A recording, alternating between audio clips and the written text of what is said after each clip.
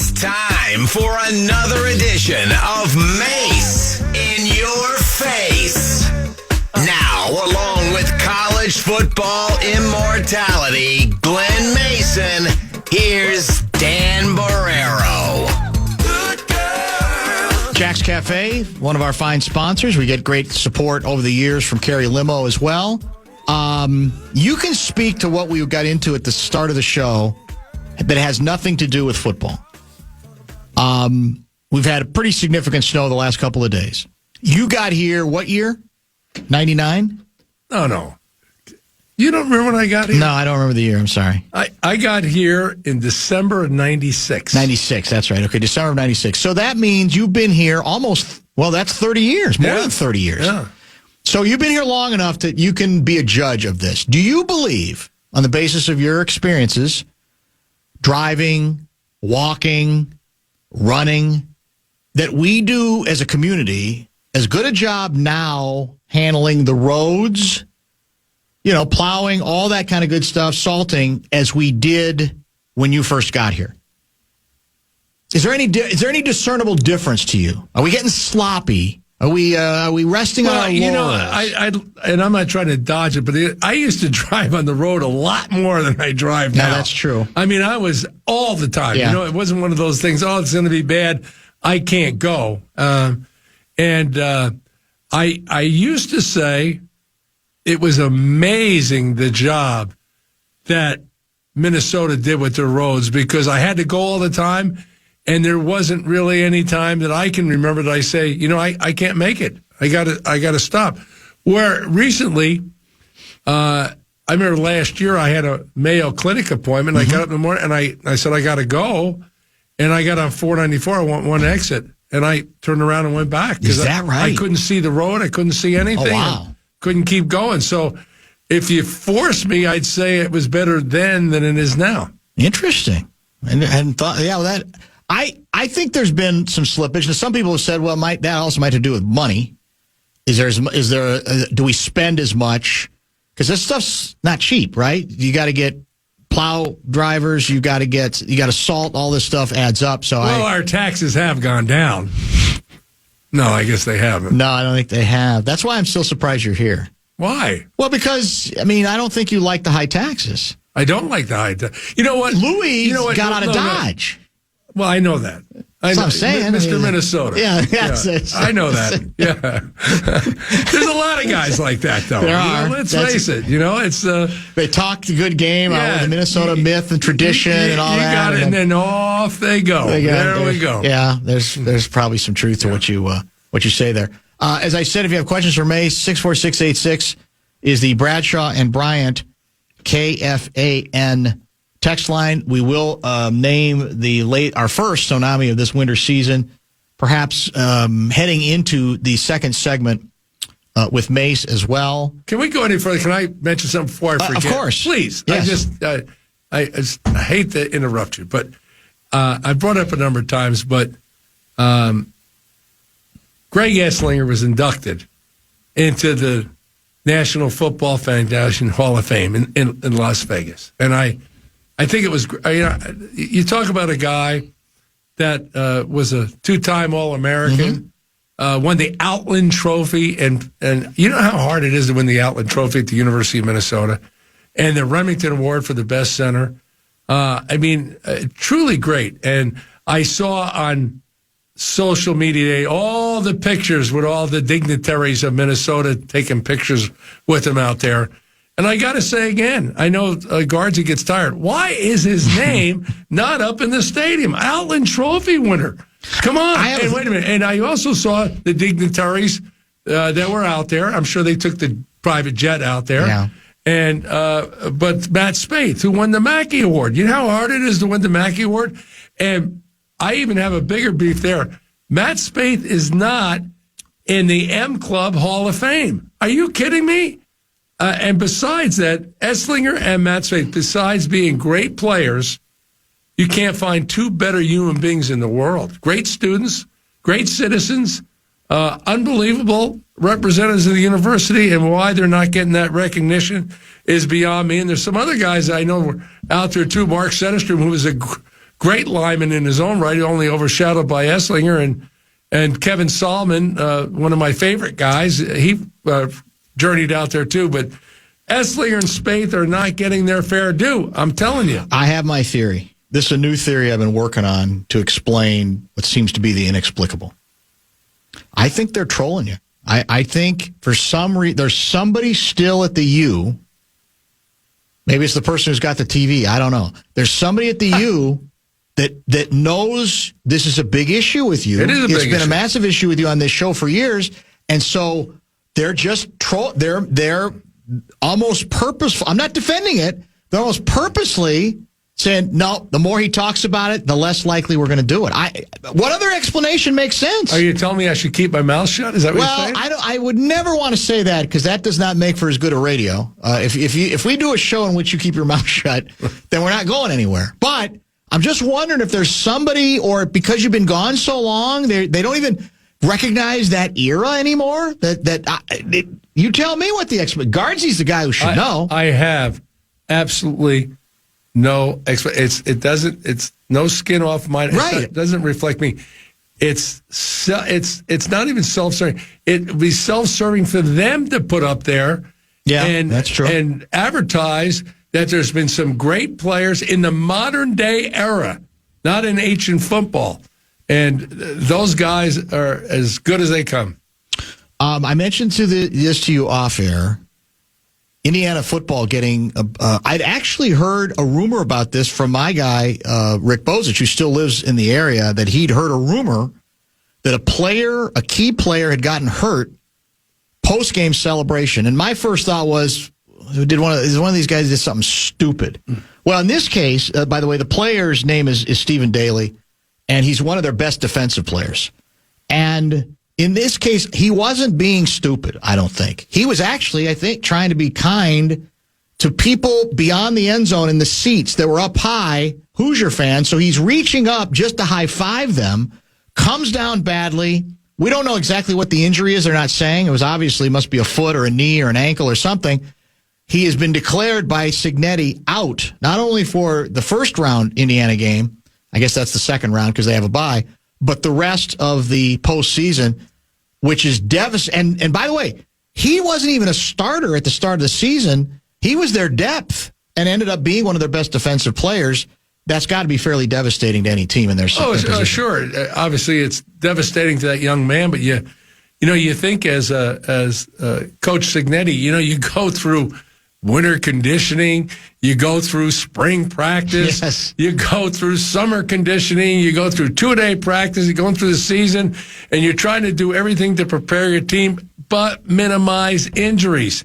And you get all the way to the championship game, you win the Big Ten championship, you're in the college football playoff, you've succeeded with this guy, and he goes and celebrates just a freak injury. The only time I remember something like that, I remember Ohio State was playing. It might have been the Rose Bowl. I'm not sure.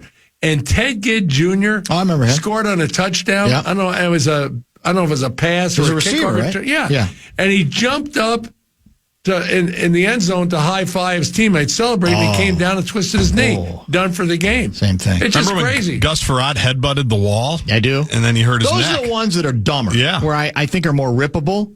These, if you're not like doing a fancy dance or anything. Who was the kicker? Was it Grammatica? The kicker who blew out his knee. Blew out his knee that way. For the record, Daly led the Big Ten this season with 19 tackles for loss and had 5.5 sacks. He was a really good, a very good defensive player. Now, did you have any rules for your players when it came to celebration? Like where to say, don't do anything stupid? Is that something that ever came up in your mind where you felt like you had to, you literally had to be careful about injuring? Because in my day there was hard, fast rules on excessive celebration. Yeah. So if you scored and even pointed at the end zone, you got a flag. That's true. So you could about group up with your own teammates for a second and then run away. But you couldn't do one of these dance in the end zone. You couldn't spike the ball. You couldn't spin the ball. And they were hard and fast on that. And I don't know why they changed their mind, but now it's not near as lenient as pro football, but it's it's pretty lenient. It still is. There's no question about that. We were talking during the break before you started about the Big Ten title game, which I thoroughly enjoyed just as a game, kind of a more of a defensive game than we're accustomed to in a lot of college football. I know you watched it start to finish. You called it on this show. You predicted an Indiana victory. So what did you take? What were the main Mace takeaways from the Big Ten title game? I'd have to say that my takeaway was that Indiana is better than I thought they were. I thought for them to beat Ohio State, that Ohio State would have to make a lot of mistakes. Now, I know they missed the short field goal, but I thought there'd be turnovers and things like that. But what amazed me when statistics can be very misleading, but you look at Indiana versus Ohio State, and Ohio State's got all those 5-star players and 4-star players, and they've got wide receivers that could start in the NFL right now. Indiana had more yardage than they did. And with that, when you talk about how good Ohio State's defense would be, all the, Gus Johnson and Joel Klatt, they're the best defense in the country. They got Matt Patricia from Pro Football's the defensive coordinator. Yes. They won't be able to move on. They had more rushing yards. They had 110 rushing yards to 58 against Ohio State. So I think it was a classic example that, and you've heard me say it ad nauseum, the thing I love about football is the greatest team game. If you take a group of guys with less talent and they play better together as a team, they can beat a team with more talent. And I think even though Indiana won, you ain't going to find many people say Indiana had more talent. Ohio State had more talent, but Indiana won the football game. They had I don't know if it was a better plan, but they played better together as a team, offense, defense, kicking game. One of the guards, you know names better than I, one of the Athletic chief college football writers, I don't recall who it was, wrote this. While all those teams are great stories, laying out the great stories from this year, as is 10-2 Vanderbilt, Indiana's overnight ascendance to the top of the sport under second-year coach Curt Cignetti laps anything I've seen over the last 30 years watching and covering college football. He mentions Northwestern, 95 Rose Bowl, out of nowhere, but the Wildcats didn't beat the number one team in the country. Bill Snyder pulled similar miracles at Kansas State, but that was a more gradual build. And he reminds us, Indiana went from 2-10, 4-8, and 3-9 in Tom Allen's last 3 seasons to 23-2 in Cignetti's first 2 years. That was Stuart Mandel. Mandel, thank you. Stuart Mandel, yeah. Perfect. I've never seen anything like it. And I've been around a long time watching college football, and I've always said that there's way too much recognition for some coaches, right, that do great things at great schools where everybody has won. And then you see some guys that are overshadowed that win or be successful at schools that have really struggled. No one struggled more than Indiana. And what they did last year was amazing. What they did this year was spectacular because they weren't going to sneak up on anybody this year. I said, going in, I don't care if you backed up 2 Brinks trucks full with cash and said, do whatever you wanted to do. They couldn't have got this done. And I don't think they did. They just did it with a bunch of good football players. They didn't have a 4-star or 5-star on the roster. In this recruiting stuff all the time, I laugh at these ratings. I don't follow recruiting at all because it's meaningless. But you think about the young man that I think that should win the Heisman Trophy. I don't get a vote, but if I had a vote, I'd vote for him, is Mendoza. Okay? Now think about it. He played football in Florida. Okay? All the SEC teams, all the Big Ten teams, everybody else recruits there. He doesn't go there. He goes all the way to Cal. Okay? Now, I have a hard time thinking that Cal beat all those guys in recruiting. Okay? And then he's out there and he plays, and then he goes into the NIL where he's up for grabs for everybody, and he goes to Indiana. And he's the best quarterback in the country. It's just kind of crazy. So it's it just goes to show you, don't get too enamored with these recruiting things and 4 stars and 5 stars. Just like there's a lot of good football players on Indiana that are 3 stars, 2 stars, or no stars. Well, that part of the reason, because the recruiting season, the ratings are in, and compared to past years, I think PJ is higher, much higher than usual. I've tended to not spend a lot of time on it. Isn't because it can't be a good recruiting class. It might be. But there's so much, you've taught me this, there's so much unknown that goes into it that it's hard, I think the more time you spend on it, the worse impression you give, because the truth is you can evaluate all you want, and sometimes these players end up being as good as advertised, but a lot of times they're not. And you can get kind of a false impression, good and bad, really, on the basis of where you fall regarding these national rankings. Well, I was just talking about Greg Eislinger. He comes from Bismarck, North Dakota. Yeah. And he came to our camp during the summer between his junior and senior year. And I decided to offer him a scholarship. You know why? Because he was a try-hard. He was a hustle guy, front of the line. I don't know if he had any stars. I don't know if anybody else was even recruiting him, to be quite frank with you. I don't remember. And I thought we could make a fullback out of him or a special teams guy, and because he wasn't very big. And so we offered him a scholarship, and he took it. And then by the time he showed up as a freshman, he had grown significantly. And we started out, and all of a sudden I thought, this kid that we didn't know anything about, he's our best center. And started as a true freshman and played well. Now, no way could anybody have predicted that when the recruiting rankings were coming out. I've told you, one of the exercises I used to do with my coaches, signing date, day after signing date, I'd have them list, let's say you signed 25 guys, 1 to 25, independently. Rank them, yep. 1 being the best. Sure. And I'd keep the list. I wouldn't even go over it or talk about it. And then when the freshmen would show up in 3 days of practice before the other guys got there, I'd have my guys rank them again independently, okay? And they probably couldn't remember who they ranked or didn't rank, And then when the upperclassmen came after the first scrimmage, we'd rank them again. You know how much correlation there was between 1 and 25? And most importantly, typically, at the end of the day, some guy that was in the bottom 5 became our best player, and some guy that might have been in our top 5 was a bust. How do you figure? Strategy question. There were some media jackals who savaged Ryan Day for not going forward on the 4th and 1 previous to the missed chip shot field goal. Previous or after? Well, that's a good question. Yeah, there may have been some of it going on then. I don't know. They'll have to speak for themselves. If Glenn Mason is in that exact same position that Ryan Day and Ohio State were in, I kicked the field goal. You kick it. What's your thinking? Well, I've got a better team. I've got a more talented team. And you go to overtime, you think you got the advantage.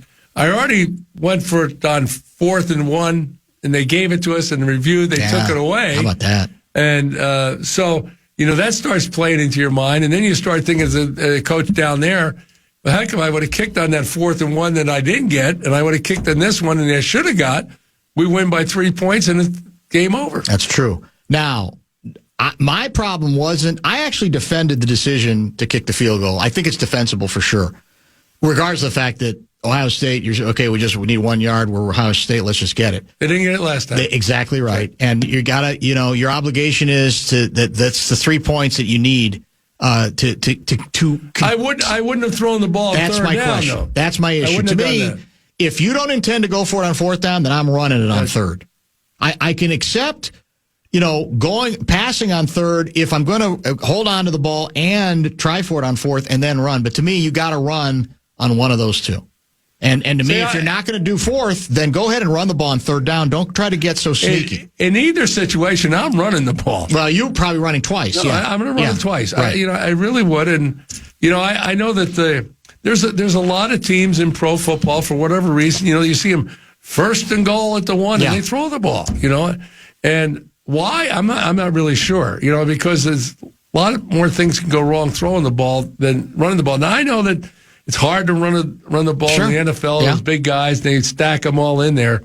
But, sometimes you want to tell the guys, God dang, especially if you get 2 tries. 2 tries and we can't get a yard, We don't deserve to win. Well, on the third down play was a really nice defense. I don't remember who the Indiana player was, but made a really nice play in the secondary play, just knocking the ball away because it didn't look like a bad play. No, it was a good play. It was, but really? It was very well defended. Well defended. Yeah, for sure. All right, let's make this the bottom of the hour break. We'll come back. We will name officially the first Nonami of the season, and we got a lot of good questions coming in from our audience for Mace. Couple other things I know always stuck in his craw. We'll continue with him. Don't forget, Kessler in studio 5:15. We are out at 6 o'clock this evening, so we'll get to Kessler a little earlier than you.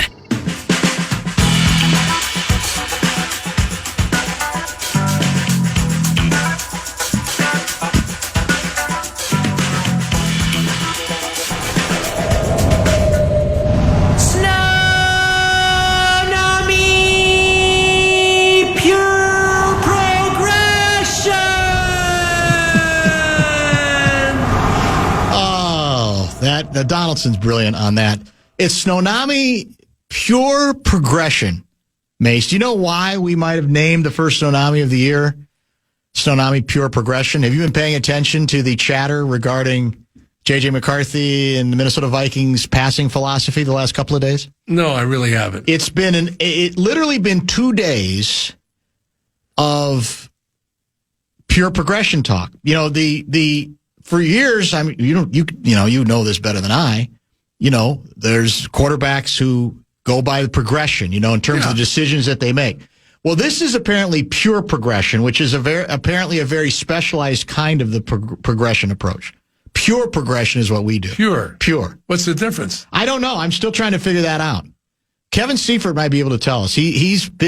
They're all fascinated by this thing. It was a big part of the conversation today. Is it his term, or no? It's the term the Vikings are using. Wow, pure progression. And by the way, for the record, who's the old St. Louis Rams quarterback who came out of nowhere and was great? Kurt Warner. Kurt Warner.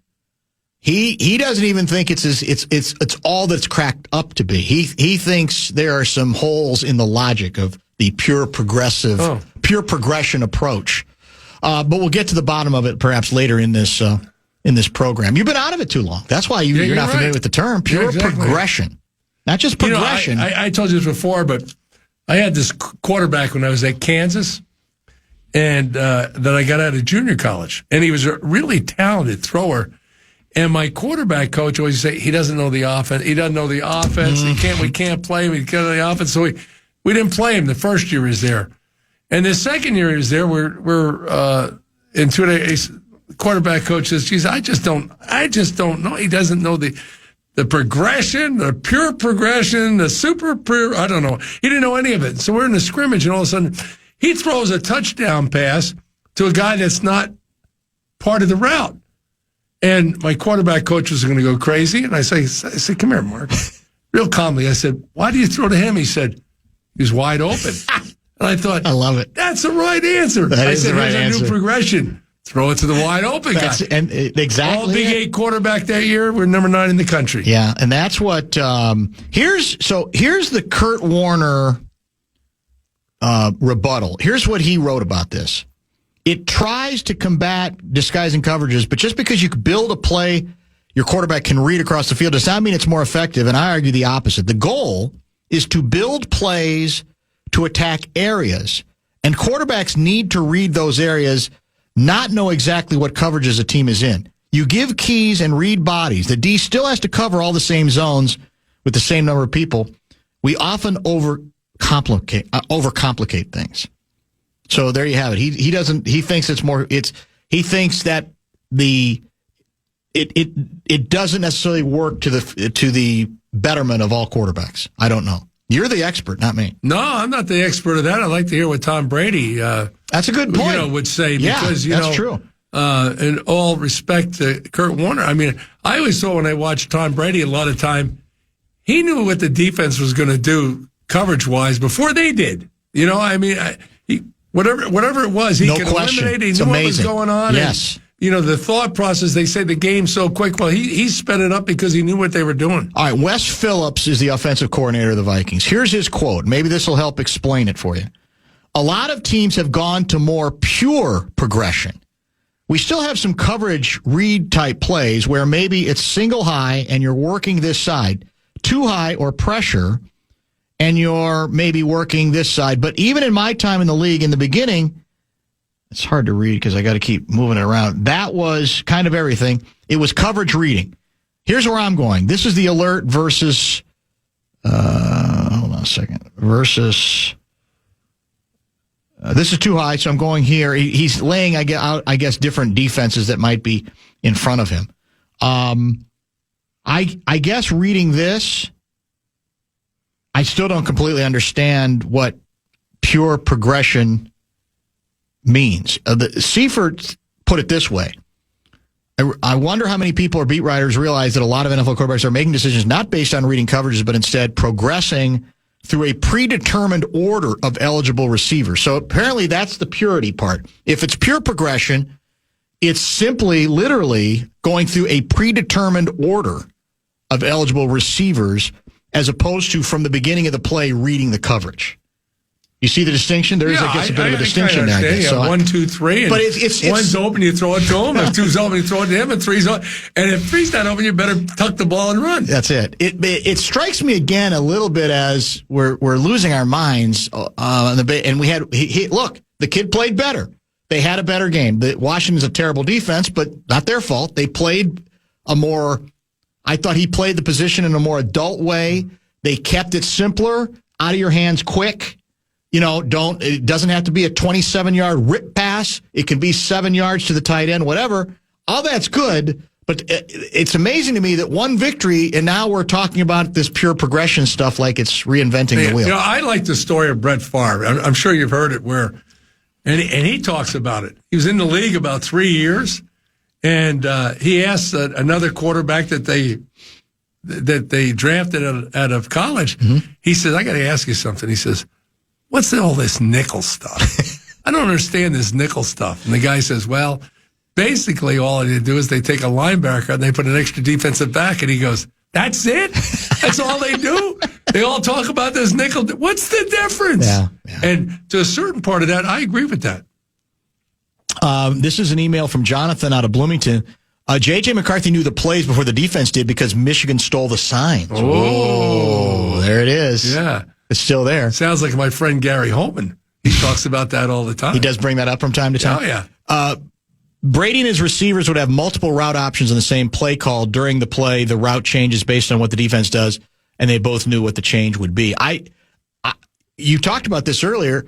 Let's face it, Brady it was a master's class. It was a doctorate class, right, in terms of his approach mentally to what was going on. Because he didn't have the greatest arm. He had a good enough arm, but it was what you said. It's surveying and reading and just the highest percentage of getting the ball to the right place at the right time, right? Whether it's a 10-yard pass or a 22-yard pass. Yeah, there's a lot of factors there. I mean, it was if you ask me, when he was there, they fit their players because you even look at some of the receivers. They had a lot of guys that they got a lot of mileage out of that were possession receivers. And for the most part, Brady was really well protected when he was there. That's true, too. I remember one year, Dante Scarnecchia was the offensive line coach and retired. And they ran into some problems. And Bill Belichick talked him out of retirement and brought him back, to fix the protection because without protection, you have nothing. That's true. It changes everything. There's no doubt about that. Somebody had texted earlier, we're in the bowl season now. We'll get to whether you think Notre Dame got screwed. Let me tell you, before that, bowl season's done. It's done. As we know it, it is done. When you think there are 10 teams that have turned down a chance to go to a bowl, you had 3 teams that had at least 6 victories, Notre Dame, Iowa State, and Kansas State, and they said they want to go. Now, obviously Iowa State lost their coach. That might have something to do with it. The Kansas State coach retired. Correct. Notre Dame, they're mad. They're still pouting. I'm going to take my ball and go home, okay? But the next level teams that would have fit in there, they still didn't have 6 wins, but they had 5 wins. Florida State, Auburn, Rutgers, Temple, UCF, and Baylor. They don't want to go to a bowl game. It's been beneath them or whatever. And then even if you go to a bowl game, a lot of times the good players are opting out. So are you offended by that? Do you think the players should be obligated to play? Do you defend their right to do what this year, like you said, a bunch of teams are? How do you feel about it? Well, I think that what's happened with the bowls, there have been so many bowls. Everybody goes. It's 42 bowls. Everybody goes to a bowl. Yeah. It's just like another game. Right. That's all it is. Where it used to be, I remember when I was at Kansas, you could be 7 wins. It might not go to a bowl. Correct. You get invited. You got involved. There's and a good chance you would. Get on the phone and talk to the bowl people. You buy so many tickets and all that stuff. And it was a big deal. But it's no big deal anymore. No, it's not. Very Especially if you're a team that's used to going to one of the 4 major bowl games or the college football playoff. And now that it's 12 teams, if you don't get in, you say, well, kids don't want to go. Yep. That's where we're at. So I think you're going to see, the only reason they're still surviving, if you ask me, is that, TV people, they need the bowls because they need product on TV. They definitely do. That's 100% right. They got to fill the product. They got to fill the, yeah. And if you don't have that, what are you gonna put on? All right, we're gonna let's get caught up on breaks, and I want to get to your view on who got screwed and who didn't, who has a right to be angry and who doesn't regarding the postseason tournament field. Mace in your face. Keep the text coming as well. Pure progression. A quarterback reads a predetermined fixed order of receivers on a play, regardless of the defense. So that's it. Literally, I guess that's the pure part. You literally doesn't matter. Don't trust your eyes. You go here, and you go here. That's pure, I guess, which seems counterintuitive to me if you got a quarterback who knows what he's doing. But we'll get into that in more detail and get into some other things with Mace in your face in just a minute.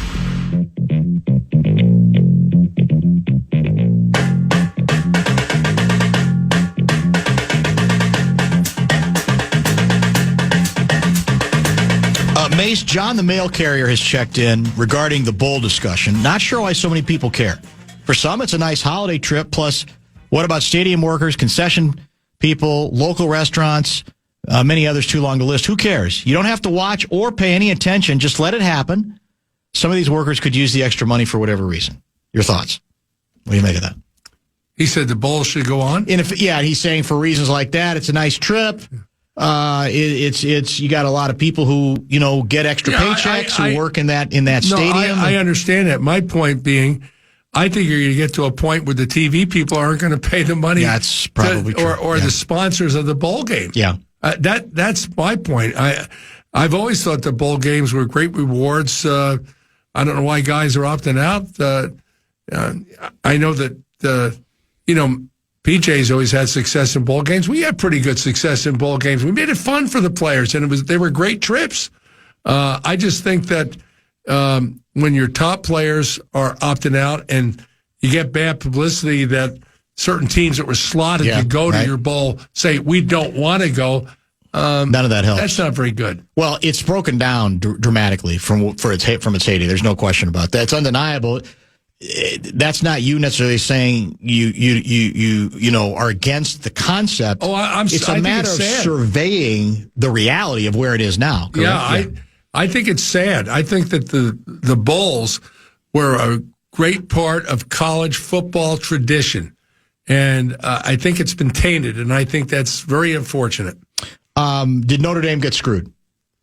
On the outside looking, I don't know. It's they're not in a conference, and that's a sore spot with everybody because they could name the conference that they want to go to. Let's face it. I know the Big Ten tried forever and ever and ever, but in fact, probably their TV deal would have been more financially benefited if they would have joined the Big Ten and stayed independent. But they want to call their own shots. So. I heard some of the people on TV say, a team shouldn't be penalized for playing in a conference game, a conference championship game. And I guess what they're talking about, I assume, was Alabama getting just thumped by Georgia. Yep. So that it would do that. Well, then you go down and say, well, if you're not going to penalize there, well, if that's consistent, then, why does Ohio State go in one and lose to Indiana, and then they by 3 flop points, or go to 3. Mm-hmm. But if you think that's true, then you go to Miami and you compare Miami and Notre Dame. Miami didn't play in the ACC championship game. Duke and Virginia did, and Duke upset Virginia. So if you look at that, then you say, well, how come Miami? Well, they beat them head to head. Yeah. So I don't know. One of the things that you talk about, the college football playoff, is supposed to be the best teams. And I heard Nick Saban say this, or maybe it was Lane Kiffin, one of the two. Birds of the same feather right there, is that let Las Vegas decide who the best teams. Well, you look at Alabama playing Oklahoma. Well, Alabama's a 1.5 favorite, even though they got thumped by Georgia. So you say, oh, that's okay. Miami and Texas A&M, and Texas A&M lost that last game. Otherwise, heck, they might have been number one. They're 3.5 favorites over Miami, so Miami must be pretty good. But then you get to Tulane and Ole Miss, and Ole Miss is a 17.5-point favorite. 17.5. Someone might say, well, wait a minute. What are we doing? And then you got Oregon. Woo, they're pretty good, right? Against James Madison, 21.5-point favorite. So I understand that, because to have everybody buy into this thing, right, you needed all the conferences and the other guys that were on the outside, like JMU, to buy in to make it comprehensive. The only thing I'm going to tell you, it's going to go to 24 teams real quick, if you ask me. There's no question. My issue with Bama is, I get it that you don't, if you decide, well, I don't want to penalize them too much for playing in an extra game. But if you lose by 21 points and you don't even lose any standing, that doesn't make sense to me. Yeah. You know what I'm saying? Yeah. I think they should slide. There should be some penalty. It was their third loss, too. Yeah. I mean, the 3 losses. So again, is it outlandish to think that they shouldn't, that they missed the field? I don't want to go that far. But to me, they should have moved some at the very least. And it felt like, and now they're playing a team that they've already played. That's exactly it. That's right. And they're favored this time. And I think Indiana plays the winner of that game, if I'm not mistaken, which I think is pretty. Those are two pretty good opponents. So I think you're right. The answer is they're just going to keep adding teams. It's inevitable that they're going to do that, don't you think? Well, I think so, and I for a couple of reasons. One, because the controversy over this, and I don't know how you keep adding teams. I think you're going to have to do away with the conference championship. There are people who have theorized that you're right. That's what ends up. Yes, which makes. But is there too much money to lose there for a conference championship? Get rid of the conference championship. That makes some sense. Yeah. TV rules everything. Do they lose too much money if the conference title games go away? Well, no, because you're adding more games. That's true. Yeah, actually adding more games. That might be the answer. Which goes to the next thing. What's that? I don't know if you saw that Utah.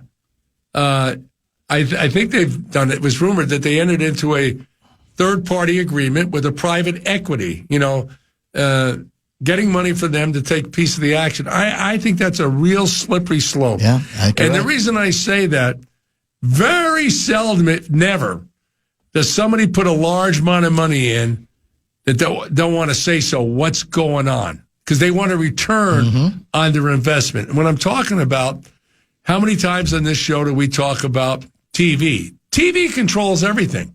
I mean, they control starting times. They got a say in everything. They're putting a lot of money out there. They got an investment. They want a return on their money. Look at the apparel people, the shoe people. Why do you think we have teams, they don't wear the same uniform 2 weeks in a row? You think it's because they want, no, they're saying, we'll give you the money, but we want you to wear these alternative uniforms. And we've got away from, there was a day and age when I was a player, when I first got involved in coaching, where most places, they did pretty good. The expenses were held down, and they still tried to fundraise, but they operated with the idea, we want your money, but we don't want your 2 cents. But now you're getting enough money, you're going to get their 2 cents and more. Whether you want it or not. You can't avoid it because the money's too great, is your point. Any interest in a college football NIT championship? Pick 8 teams for the playoffs. Let the network with broadcasting rights pick the teams that play. It's funny because, I grew up in Jersey. I used to go over to the old Madison Square Garden and watched the NIT. And it was prestigious then, too. Oh, it was big time. It was big time. Yeah. And I remember one time I went there, and clearly, Army, coached by Bob Knight. Bob Knight. They were going to play St. John's, okay? And you know who was sitting on the bench as a recruit watching the game? Lou Alcindor. Is that right? Yeah, before he became Kareem and went to UCLA. And I'm not sure this is correct, but I remember in the back of my mind that Bob Knight wanted to go to the NIT rather than the NCAA tournament because then the whole Corps could come down and watch it. I wouldn't be I'm that not shocking. sure that's true. But the NIT was big. It was very big, no question. My one regret on the Big Ten or conference tournament or championship games going away is then you deprive. I mean, Ohio State, it's no big deal, I guess, because they got bigger fish to fry ultimately. But for a team like Indiana to then be deprived of that night they had, that would be kind of. I think that'd be unfortunate on the rare occasion when you have a program that's not used to doing it, because it was a cool night for that program. Yeah, exactly right. And if you were a real traditionalist, before the college football playoff, the Hoosiers would be going to the Rose Bowl. You're right. And everybody, that state would be empty. And I think except for the older fans, that's really been diminished. But as you well know, people dreamed about going to the Rose Bowl. The University of Minnesota never had a bigger supporter than Dick Ames. I mean, I'm telling you, never. He was the greatest. And I'd like to have $1 for every time he'd say to me, Glenn, you got to get me to the Rose Bowl. I mean, that was his dream in life. And I tell you, if we were ever been successful in doing that, I always said somehow I was going to get Dick and his horse team into the Rose Bowl parade because he deserved it. Lastly, we mentioned it when it broke, actually, during Louis, that Michigan's coach, is it Sharon Moore? Is that how you pronounce Sharon it? Moore. Sharon Moore. He's a Kansas guy. He has played at Oklahoma. Been dismissed. And Michigan is saying it has to do. Well, who knows what if his record had much to do with it? They're saying he engaged in an inappropriate relationship with a staffer, I believe. Which brings up one of my favorite sayings, which I can't say on the radio. But okay. Anybody that knows me is listening. They're laughing. They'll know exactly what it is. Does that surprise you at all? I mean, and how much? Because you know how this works. That may be the reason they're giving, but they're also I think his record was 17-8. Is that good enough? I mean, if this doesn't happen, do you think he's likely safe for a long time or not? I mean, what do you think? I don't know all the circumstances, but they must have him dead to rights if they not only announce that they fired him and with cause, and so they must. Yeah, that's true too. You're right about that. I don't know. The thing about they went through that. If it was going to be public, they still have the tarnished look because of the sign stealing deal. That's true. And really, the state of Michigan's had their problems with bad publicity in athletic programs. So I don't. I'm sure that enough's enough. The coach answers to the AD answers to the president answers to the trustees. So you never know who makes the call. By the way, it is worth mentioning, it turns out Indiana will play in the Rose Bowl. Now, it's not the usual Rose Bowl, but that will be the site of their second round game, which is great. I didn't know that. That's good. That's positive. They at least they will get that trip with a little extra time to plan it. I'm assuming so, yeah. Yeah, I guess I'm assuming they do. Yeah, that's good. We'll let you go. Thanks for being the hearty soul you are, not retreating to Florida like our previous guest Louis does. You're still here, hale and hearty, for at least a few more weeks, maybe. Yeah, you never know. You never know. Yeah. We'll see you next week. Thank you. Thank you. Mace, in your face. We'll come back with top 5 at 5, which will include what? We'll make Kevin Fallness happy, check in on the Wolves, and a controversial coach firing.